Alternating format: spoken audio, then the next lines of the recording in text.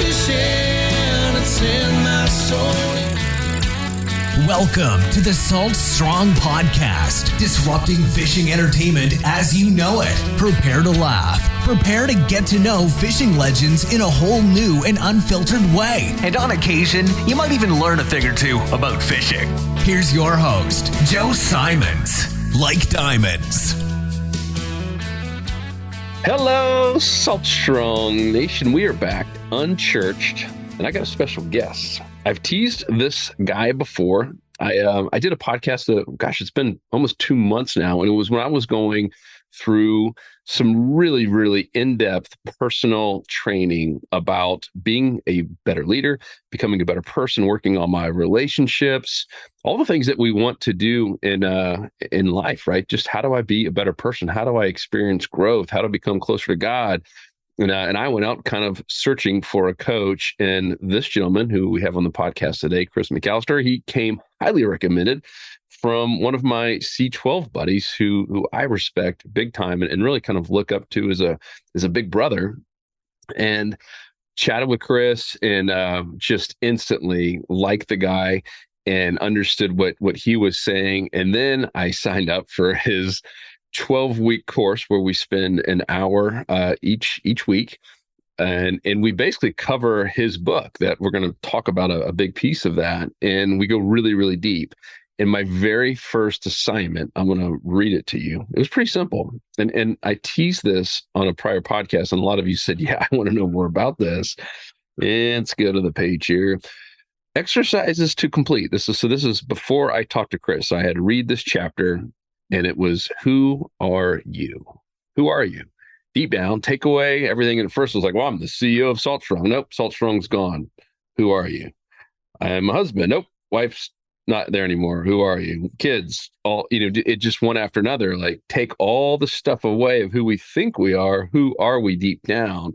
Which just boils down to the identity. And I'll be honest, I had never really thought through that. And the deeper we went, I was just floored. And so I asked Chris if he wouldn't mind coming on and just kind of walking through some of the things we talked about. And I know you've studied this and dwelled over this a whole lot more than I have, and even how it ties in with the Bible.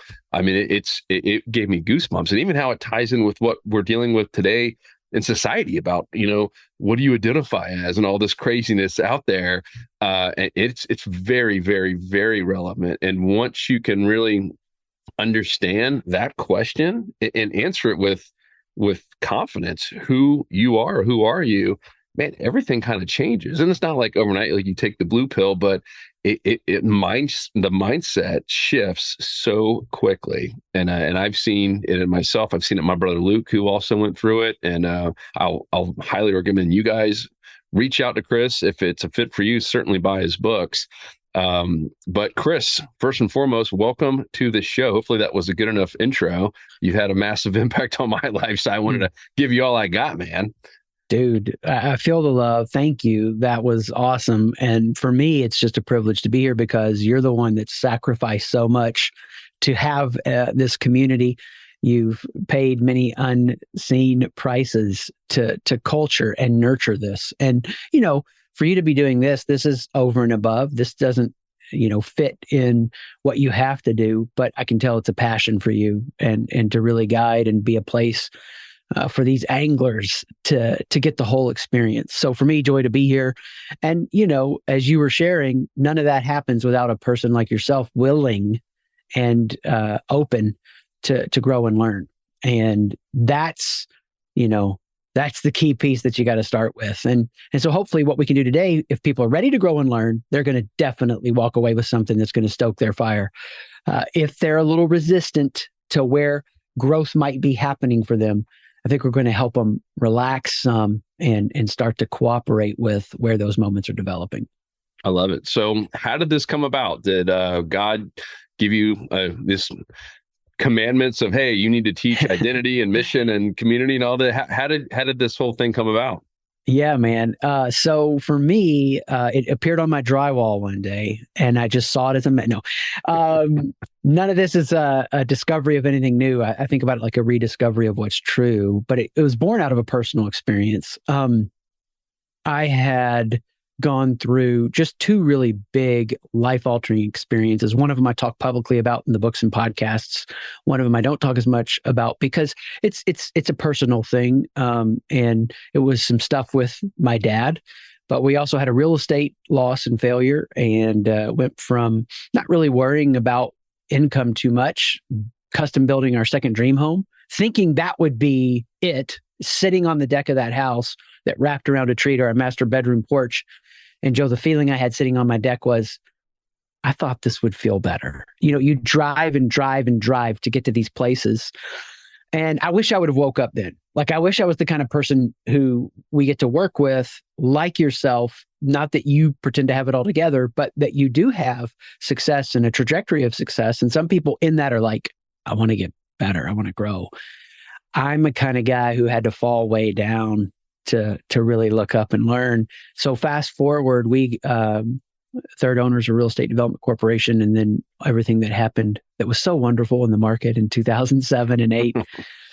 And the long story short of it is, I didn't really have to worry about finances that much. And then now we're renting a house.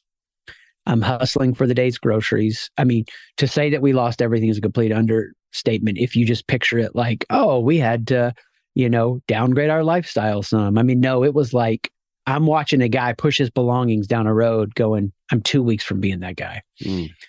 So for the first time in my life, having never missed a bill, just behind on everything, even this house we're renting. And so I contacted the CEO, the owner of the company, and just said, hey, listen, here's where I'm at. Here's what's going on. Here's my plan. He's like, man, nobody calls. This is awesome.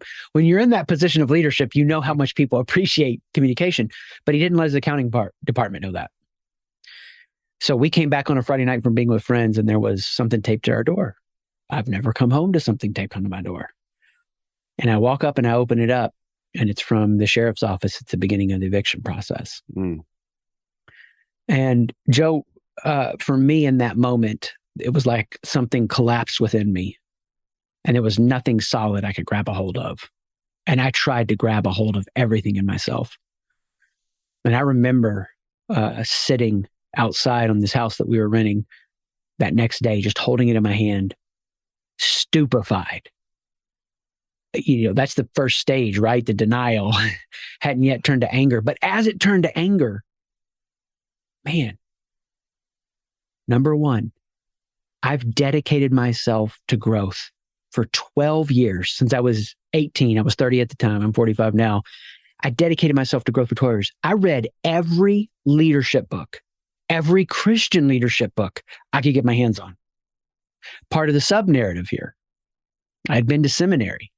I had also pastored. There's a whole story there. So, God, I've been doing the stuff for you. I've been dedicated in reading these leadership books, and it's not working. Like, what do I do with all this? What's the answer here? So that moment was like the key defining moment of my life. Because while I was sitting there, it felt like lightning struck my brain. And it wasn't like a psychotic break from reality, but it was an experience where I started going down this path, and I think I was being guided to think out this process. Okay, if I keep us in this house, do I feel better about myself? If we get kicked out, do I feel worse about myself? And what started to shift for me is I could experience my mind, myself, in two dimensions: who I am and what I do. And what if, whether it goes great or terrible in the what I do, the circumstances, what if none of that takes away from or adds to who I am? And I have not gotten over that moment since. Man, so to clarify this, the who I am, right, is different than the what I do or who I serve, etc. And it goes back to what I said earlier when I did the intro. As I was going through this with Chris, he's like, nope, you don't you don't have a company anymore. You don't have a wife. You don't have kids. I keep saying all these things that I thought I was, because it's what I think my identity was. And he's like, nope, strip it all away. Who are you? And if you are or aren't the CEO of Salt Strong, does God love you any more or less? And yeah, I remember you asked that question, and I was like, no. And I mean, and that's mind blowing to a lot of people, right? Because so many of us, and you hear stories, and maybe you've been through this as a listener, where you had something you were so attached to, and this could be as small as something like an item or a house, or it could be as big as losing a loved one or a child, and all of a sudden you're attached to that person or that thing, and all of a sudden it goes away, and you feel like now you're no longer loved, you're no longer worthy, that the whole world's falling apart. And I've been through that multiple times in my life. And even with anxiety, I just assume, man, I'm not worthy. Everyone must hate me because I can't do these things. And I was always full of fear and anxiety. And I really, really just kind of hated myself. And after going through this, like looking back on my life, it was really, really eye-opening. So to talk about what happened next, what was the next big aha, and how did it all come together into a not only a book, but something that you've now trained thousands of people on? Yeah, well, it surfaced out of my own need, my own insecurity. I started seeing how everything I was defining by who I am through what I do. So, we don't want to ask anybody ever to have to think about their identity, something bad happening to people they love necessarily, but it's just like if the role isn't there, right? And that's the thing that's so powerful. So I was interacting with my wife, and I'm in this moment where I'm hustling for the day's groceries. I was substitute teaching just to try to get cash in the door and starting to rebuild a life. And she didn't mean it in any kind of pressuring way. She's just dreaming about the future. But we're sitting catching up one day. She's like, we need to refresh the paint in here. And then what started to happen in me because of all of the struggle and the pain, she's just saying some comment off in the future. I hear it like this: man, you suck. You're not taking care of us. You're not getting it done. Can I really count on you? And we're all hearing it particular to our own struggle with how we conceive of or build who we are. We call it identity.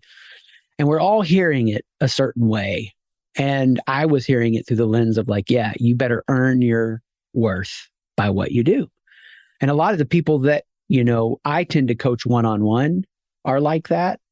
So we're constantly comparing ourselves. We're like, well, there's, I tend to work with CEOs. And so that CEO is at this level and they're at this level. So I'm better than them, but worse than them. And they're not actively would state this. They don't really want to say, well, this is who I am and I consciously own it, but it's a felt comparison. It's a felt reality. So I just started noticing these insecurities. And I remember when my wife brought this thing up about the paint, we all have a tendency when we feel insecure, we either diminish or try too hard. And I'm the kind of guy who's going to try too hard. We call it proving. So I start to want to prove to her, do you know what I'm doing? And I'm ready to have a fight. I'm ready to punch in missile codes because I've perceived she's done the same, even though she hasn't. She's not attacking me, but I hear it and feel it as an attack. And so I stepped into our hallway bathroom and just trying to get a moment, and it, another lightning bolt moment. It was like, oh my gosh, Joe, it's not about the paint. It's about identity. Mm. Now, when we use the term identity, we're going to anchor this biblically. We need to understand a concept. And so right now in the culture, and I'll pause after I make this culture comment and see if there's anything you want to go to, and then we can go straight to the biblical anchoring. Right now in the culture, when I use the term identity, I mean, I've been teaching this for 14 years, very different than if I used the word identity 7 years ago, 5 years ago. Yeah. We're so confused right now. And I love kind of quoting from other places, because sometimes it can help others hear it from a voice they pay attention to. So Maya Angelou, the poet, says, I'm Black, I'm Samoan, I'm African, I'm a woman. I'm all of these, but none of these is all of me. In other words, some of me, SOME, is not the sum of me, SUM. Mm. So what we've done, because we've lost our way with this, societies used to be built around identity transformations, identity shifts. You were a boy, now you're a man, you go through this ritual, all these rituals, right? What we've done now is created a society that either on the extreme right calcifies and becomes very rigid around one identity marker that they prize above all others. Well, I'm this and none of you all are, so away with you. And on the extreme left, we obsess over whichever part of who we are feels least validated. And we make that part all of who we are. And neither one is experiencing the depth of what the whole biblical message is about, which we'll get into that in a second. So for me, it was just starting to see my own insecurities and going, it's not about the paint. It's not about how big the company is this year. It's not about blank, blank, blank, blank, blank, how many fish I caught. It's about what's happening on the inside, how I perceive my identity. So essentially, both sides are either, when you talked about left and right, are proving or hiding, right? It's the two things that we all tend to do when we feel like our identity is being challenged. And I'll give you some examples, because Chris would challenge me at the beginning of every one of our calls. He's like, all right, Joe, before we begin, tell me about a time that you were either proving or hiding. And I'll just tell you guys what really two of my really 80% of my fears come in these two things. And one was the fear of like a lack of performance and fear of being replaced. And I had a similar situation, with my wife, and, she was commenting that I'm not helpful enough, and she's doing 80% of the work to get we have 3 young kids, and it is a lot of work to get them ready. And I feel like I am doing a lot. And so it was in the evening, and she was helping get Savannah down, and Savannah's room is kind of catty corner to our kitchen, and I'm putting the dishes up, and instead of just doing it, and being done with it, I'm almost done, and she still doesn't come back in. I'm slowing down, like, purposely, just to help myself feel better. I was proving, right? Even though it meant nothing. I wasn't anymore. God didn't love me any more or less, and neither did she, by doing the dishes one night. So, Chris, no lie, towards the end, I'm like, she still doesn't come back in for putting Savannah down. So I'm like clanking the dishes even harder, just so she hears that I'm doing it, just because it was going to build me up. It was me proving. And these are small little examples, and we all do them all the time, most of us not aware of it, right? And so for me, one of the biggest things was just the awareness of all the little times that we prove and hide. And I see it with our team members, and even in my family, on just small things. And man, to me, that was it was monumental to have that awareness. And then I think what you're about to share here in the Bible, I believe it was in Luke. I mean, that part was just like, whoa, because I've read that before multiple times in my life. I've heard the story, and I never really put it all together with the identity. And that was just mind blowing. So do you mind sharing a little bit more on that? No, I'd love to. This is for me such a joy to be here and hang out with you and talk about this. Because if people can grab the big idea and see its application in the small moments, like you're saying, it's like the Song of Solomon poem, catch for us the little foxes before they spoil the vineyards. You're catching the little foxes, right? Same that you would do with your business as a leader in your personal life, whatever. The little habits that keep you from being the best angler you can be. Catch the little things, the big things take care of themselves. So for me, all this was happening, this insight, and I was driving a friend's car. He had let me borrow it, my neighbor, because again, we're at the complete bottom. Like, I sold a car, and it's just all the hard stuff you do. And I was shifting through these gears, and my mind went back to when I was 16 years old, driving my first stick shift. And I had taken it out. We were in a little town, and I'm going to Pizza Hut with my buddy Jerry. And my first stoplight that I come to leaving my house is on a hill. And so, man, for those out there that are listening that have driven manual transmission, I know it's a little bit of a lost art, super sad, but for those that have driven, they get this. When you're on the hill, you have to have the finesse of shifting into first gear. When you're on a flat surface, you can skip first and go straight to second. Yep. But when you're on that hill, so the light changes. I didn't make it, Joe. Like, the light changes. And of course, everybody behind me is like, Thank you, God. You're growing the fruits of the Spirit in me of patience. I'm so happy to be behind this person right now. No. And you're just stalling and just shake, shut down, shake, shut down. And my sweat glands, man. I've been there. So 2 light rotations, and my buddy Jerry jerks up the emergency brake and says, I'm going to show you a trick. Shift into first. Light turns green. Don't press the gas too hard. Of course, I'm hammered down. He drops the emergency brake, and man, we scratch out of there and get to our little Pizza Hut rendezvous. And what is sad to me is this: the dominating reality or narrative of Christianity is an identity shift. It's a transformation. You're a sinner, now you're a saint. Like, that's what all the stories are about. You know, Saul to Paul, Jacob the deceiver wrestles God at the riverbank. Hey, everything you've been deceiving your way to, it's now yours. You're Israel. You're a prince. You don't have to fight for it. It's yours. Elijah in the cave. God isn't in the big fire on the mountain or the wind or the earthquake. The still small voice. The message over and over is the same. And what we're doing is completely skipping over identity first gear and going into doing for God before we know how to be with God. So what transformed me was, studying the scripture in a fresh way with this openness and this insight and this awareness, and just God drawing my attention over and over to the narratives, and I could see it everywhere. But what was so powerful was noticing it in Luke. So the story starts with the baptism of Jesus. And that baptism went completely different than it would have if I would have done it. Do you remember when you first went to a sporting activity with one of your kids by chance? Like your first child's sporting activity. What was it? I'm just curious. Where my child was playing, or I took him to see? Yeah. Your child was playing. Yeah, it would have been soccer with Shauna.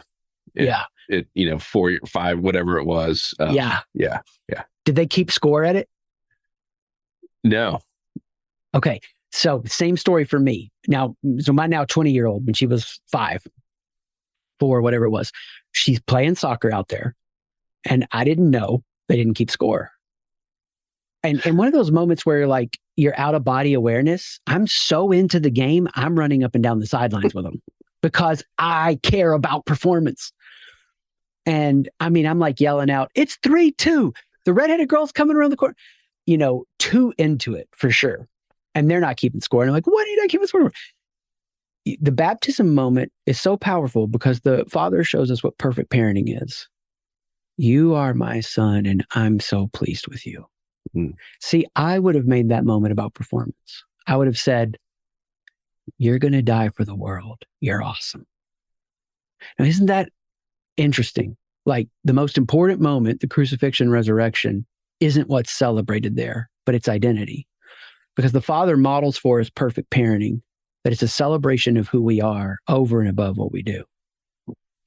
Now, if the story ended there, like smooth sailing, the relevance we have, and the story doesn't end there, the relevance that we have, to hear this story and really apply it to our lives is just this, that God's will is to conform us to the image of Jesus Christ. Like that's what the scriptures teach. So God is making us, as Jesus was developed, we develop. You say, but Jesus is God. Well, Jesus is fully God, fully human, but he emptied himself of what he had access to become human. So he didn't lay there at age 2, Joe, and think, Mary, change my diaper. I'm like the Son of God. Get this off me. He would have grown. We know that scripture says it. He grows as we grow. He develops as we develop. Now, here's the question for you. Joe, have you ever struggled with a question of purpose or mission or what to do in relationships? Oh, yeah. Yeah, all of us have. Now, Jesus, it says, would have struggled every way we did, but never sinned. So he would have struggled with questions of purpose, questions of what to do. And what's powerful is we see the formation process, because after the affirmation of identity, what happens? It says the Spirit led him to the wilderness. And in the wilderness, he hadn't eaten for 40 days. And the text emphasizes this in Luke 4. It says this, he was hungry. Now, why would it emphasize that he was hungry? Because he wasn't accessing the fullness of his divinity. He was experiencing humanity like we do. He was hungry. His stomach was empty. So this temptation is real. And it says that the enemy comes to tempt. And this is what broke everything out for me. Where does the attack occur? Look at it in the text. It says this: if you are the Son. So the attack comes right at where the Father affirmed the identity. The enemy attacks the identity. And if you can discern where you're being attacked at the identity level, you improve your decisions, you enjoy relationships, you focus your mission. And we'll get deeper into that if we get time. But that's the shift that we are trying to help people start to notice. That yes, your mission matters. I mean, a lot of times the people we're working with have significant responsibility. If they don't perform, people lose jobs. Mortgages don't get paid. It is a significant, serious, and sober reality. However, everybody wants a focus in their mission, better decisions, and better relationships. You don't get them by working at that level. It's like a tree. You don't work at the trunk level. You get to the root level, the mindset. You don't work at the fruit level and try to tie apples to an orange tree. I got to be focused in my mission. I got to have better relationships. You go to the root level. Transformation at the root level transforms the fruit. And we can go deeper into Jesus and the progression there. But that's the idea. How the Father built the Son is how we're built. And we want to pay attention to that identity. Attack from the enemy, and then affirmation from the Father. Yeah, because on that attack, that was, I'm pretty sure that was the first time in the Bible, right, that we read about Satan having a conversation or tempting Jesus, right? Was the Absolutely, yeah. And it's right at that identity level.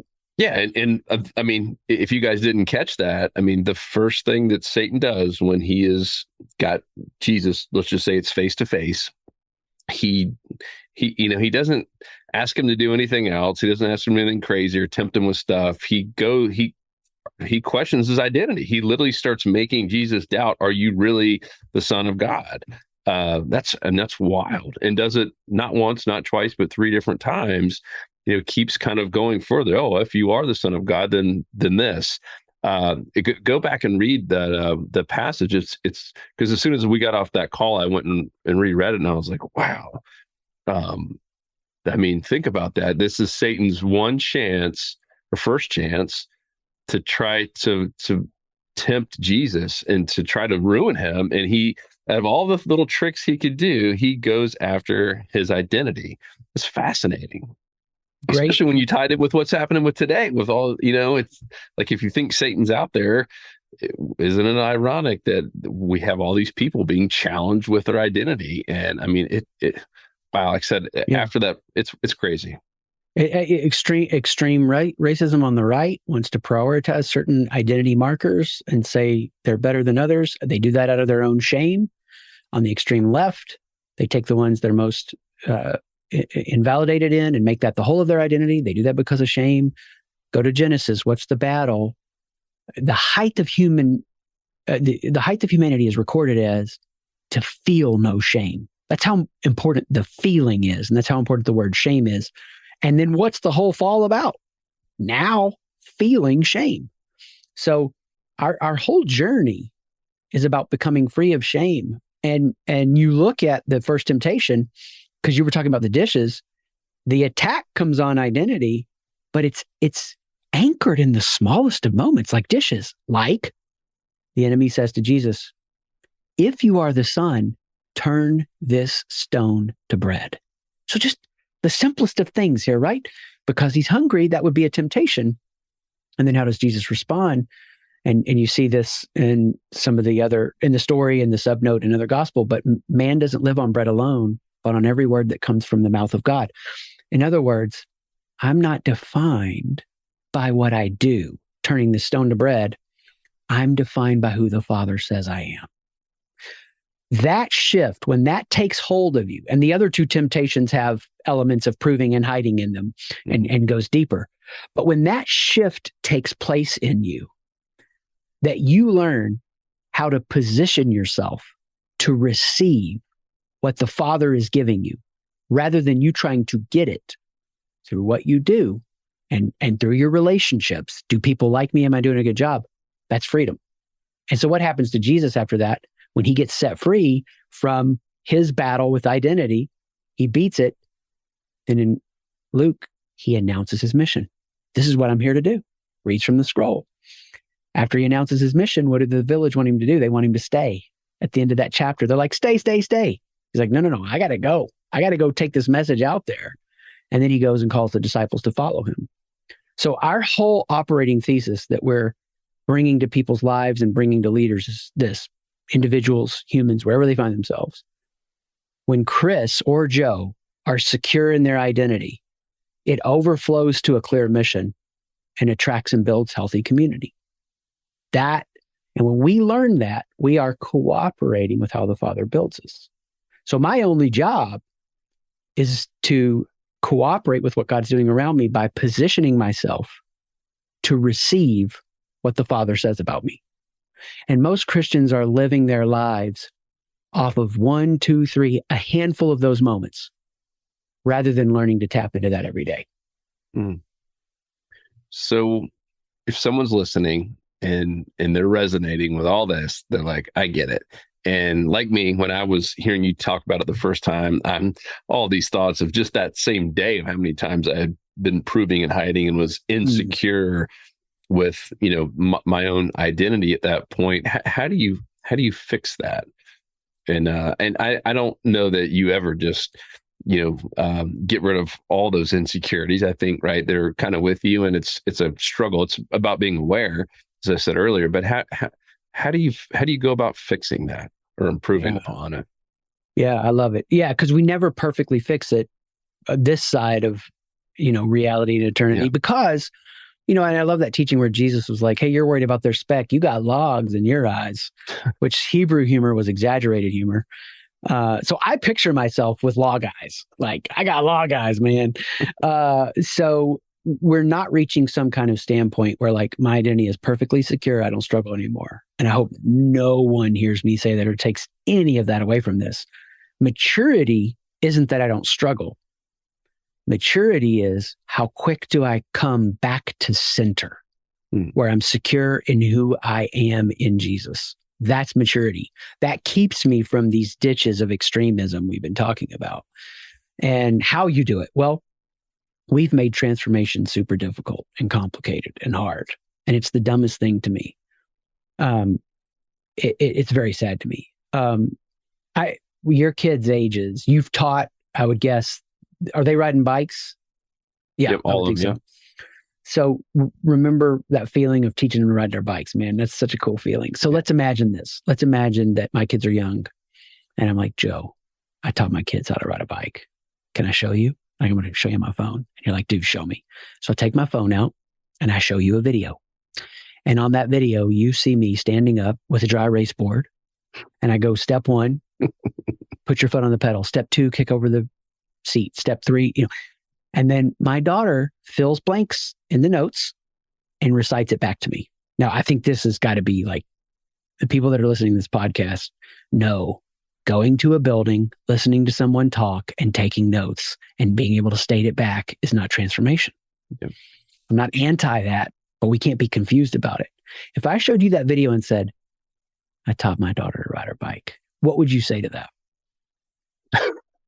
I don't think you did it right, buddy. Yeah. You need a little bit more action. You gave knowledge that she might recite, but there was no experience of her getting on the bike. Yep.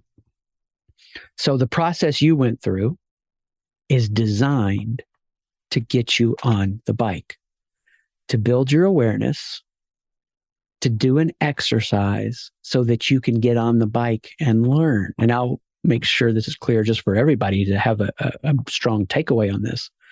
But you think about this, like, we work with a team, we meet with them twice a month over 6 months, right? We ask them for an hour and a half for the meeting, depending on how big the team is, 30 minutes of prep. So they got 4 hours in 1 month. I think I read that's like less time than we spend doing laundry in a month. And we see massive transformation, life change. Why? Because we just get them on the bike. So wherever someone finds themselves right now, and I think folks listening to this, what a privilege to share this moment with you, because they're going to get it. Next time you're casting out and you're in that space that you love to be, and you are feeling it. I mean, you are out there the moment you're just connected to it. It feels so present and pure. Just pray this. Get on the bike by praying this. Will you remind me of who I am?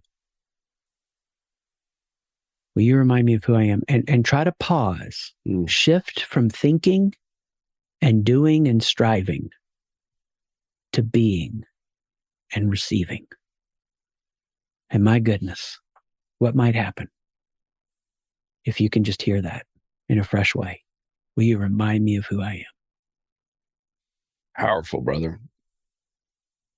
I had someone reach out on one of my anxiety podcasts where I talked about the constant battle I had with these attacks, and a lot of it, looking back, went to a very insecure identity. And I share with them, I ended up getting on the phone with them, and I don't do that often, but there are times when someone reaches out where I feel like I got to do this. Who knows, like, when you get a message where you can tell someone on the brink of maybe doing something even harmful, and they give them a phone number, I'm like, I just got to call. This is part of my biblical community. And I just share with them the three things, and it's helped me. And I'll just share it in case this resonates with you. But I was like, anytime that you're feeling like that, and I've used this personally in really the last few months, I always just say, I am loved, because I think a lot of it goes back to love, and regardless of what happened with your parents or a relationship, a lot of stuff goes back to love, and Jesus is love. And so it's like, I am loved, and I am worthy, and I'm the Son of God. And I say those three things, and I don't know, something magical. And I challenge the person, because they're like, they did it, and they're like, I don't really feel much. And I was like, say it 30 times in a row and see what happens. Yeah. Like, and I ended up texting back and forth, like, man, I definitely feel different. And when you have to at some point have some faith and believe it. You can't just, like you said, just write it on a chalkboard and just say, all right, I did my 30 for the day. At some point, you got to get into it and start believing it. And when I say those three things, that I am loved, and I am worthy, and I'm the Son of God, I don't know, something magical just seems to happen with me. And so I would try that if any of you guys are struggling, and see what happens. Try it 30 times. Try it 100. It can't hurt you. I can promise you that. It can only do good things. And part of that was just my journey with Chris, and some of the things that I personally took out of it. But man, just so helpful. And we've really only covered one piece of this, and I did that purposely. That way I can try to convince Chris to come back 2 more times. But in here, he kind of teased that you have the identity, because that's the most important part.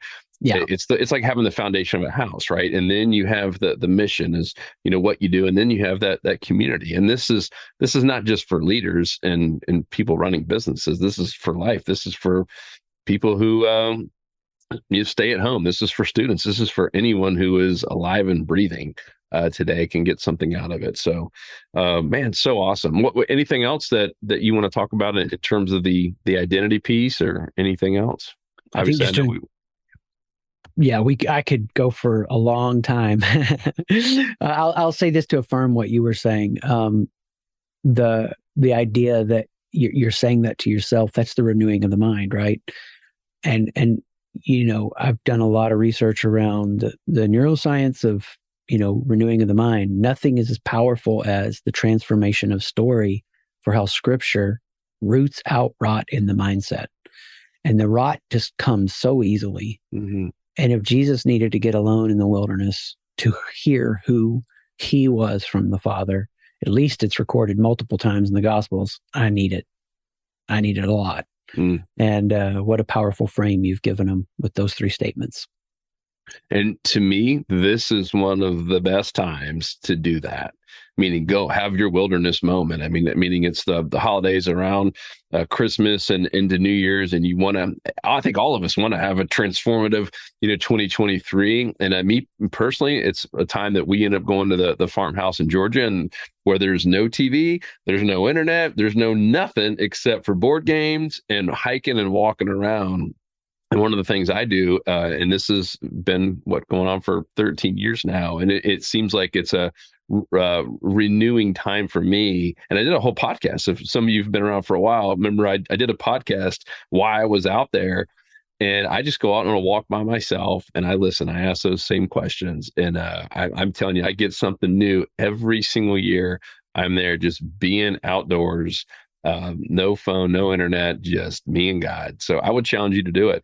And then definitely go to your site, siteshift.com is the best place. Yeah, SIGHTshift.com. We've got different pathways depending on where people find themselves, leaders, like you said, all humans. And what a privilege to be in this space that you've been cultivating and pouring yourself into, and hopefully just encourage some people, especially when they're out on the water, to connect with that deeper reality. Yep. Love it. And the book, in case you guys want to know which one I'm talking about, because Chris has written quite a few books, is Figure That Shift Out. A little edgy little title there. But on the back, it says, hype wears off. Pretending is exhausting. No more fads. You glow or you fade. I mean, that nails it. Reframe everything. Figure out the fear that causes you to self-sabotage.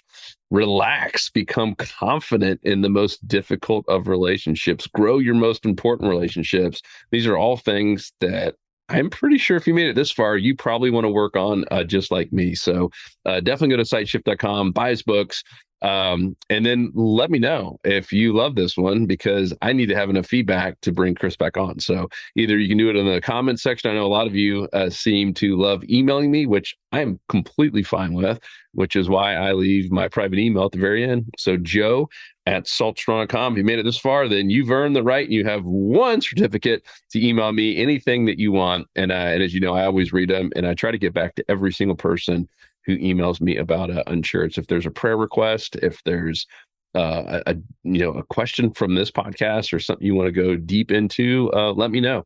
If you want Chris to come back and talk a little bit more about mission or something else, let us know. I would love to hear from you. Chris, thank you so much for your time. I know you're a busy man, and Merry Christmas and Happy New Year's and all that great stuff, my friend. You too, buddy. Thank you so much for letting me be here with you. Yep. Thank you, guys. Love you all. And I will talk to you on the next episode. 'Cause fishing, it's in my soul. It was passed down to me from the days of old. To find us on the water if there was a way. It's been said my papa, he wrote the book on catching big reds and 20-pound snook. I wish I knew all the things he knew today. For he's the reason why we are this way. And he put fish in our soul.